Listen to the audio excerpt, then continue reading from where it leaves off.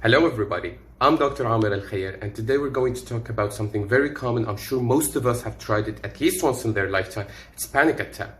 Okay, so what is panic attack? Panic attack in the medical field, in the medicine, it resembles a fight or flight response to danger. Sometimes we're not doing anything dangerous, right? We're just watching TV, we're with a friend having a beer, we're sleeping. So why? Okay, so panic attack is a psychological event. And the main thing about it is that the first time it happens, let's say we were driving our car, our mind automatically connect driving a car with a panic attack. Therefore, we'd have some sort of a fear from driving our car.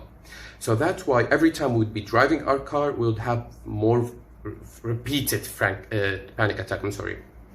Okay, so that's why some people have more frequent panic attacks and some people have only one or two in their lifetime. The reason for it, the actual reason for it is unknown.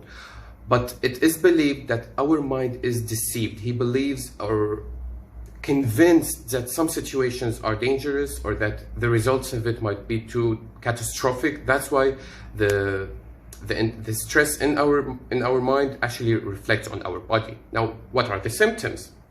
Okay, number one is the heart. Okay, we all know palpitations, increased heart rate, shortness of breath. Number two, we tend to breathe in and out more rapidly.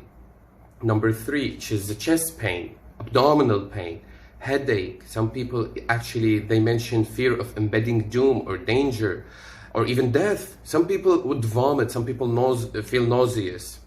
You see, the symptoms are a lot actually, too much to count. But I just named the most important ones. Now, the most important thing is what can we do for the patient in a panic attack? How can we treat him? First thing is we need to calm the patient down, whether it was with a hug or with a deep conversation, to dig deep to know his fears and to convince him that they are irrational. This is very important. Do not underestimate this part. Number two, it is the paper bag mechanism. Once we put this paper bag on our nose and mouth together, we are breathing in and out the same air. This actually helps a lot with the hypocapnia that happens during increased respiratory rate. This is very medical. We're not going to go there. Number three, which are the medications. Medications for the panic attack? Yes, there are medications. There are beta blockers, especially the non-selective beta blockers like propranolol. This medication, for me, it's the best medication for panic attacks because one thing, it actually controls the symptoms. So when you develop a panic attack, if you take it, it will control the symptoms. Other thing, it can be a controller. If you take this like 2 hours before doing an activity that you know it's going to cause a panic attack, like let's say tests. Some people really have fear of tests. Every time they go to a test, they would be so anxious, so stressed. So if you take this medication like 2 hours before the test, you would feel much better, trust me. Number four, it is sedatives. Now, sedatives are a very heavy drug. We tend to stay away from them unless the panic attack is so severe and so damaging. You see? Now, what are the results of a panic attack? The main one is that we become isolated. We stop going out of the house. We stop socializing. We stop doing activities that used to please us just because we're afraid, just because our mind is deceived and is connecting this activity with panic attack. You know, sometimes patients actually go through enormous medical investigations just to prove that there are in fact nothing wrong with them, and that they do MRI, they do X-ray, they do CT, lab test, and at the end they have nothing, no physiological disease. Just mentally, everything is their mind. So I would recommend, honestly, if you have frequent panic attacks, just go to a psychiatry. Don't keep doing irrational medical investigation. You really don't need them. Okay, now I'm going to tell you a story that happened to me in the ER, and this is very important because here is when you know a panic attack is a call for help. It's a red flag. You need to pay attention for it. You can't just treat it, just send the patient home.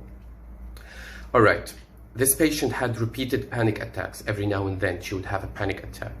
When she came to the hospital, her parents said, it's okay, she keeps having these panic attacks, don't worry about it, it's something psychological, and they're not doing anything about it. So I wanted to dig deeper. I gave this patient a full physical examination and I questioned her like a lot.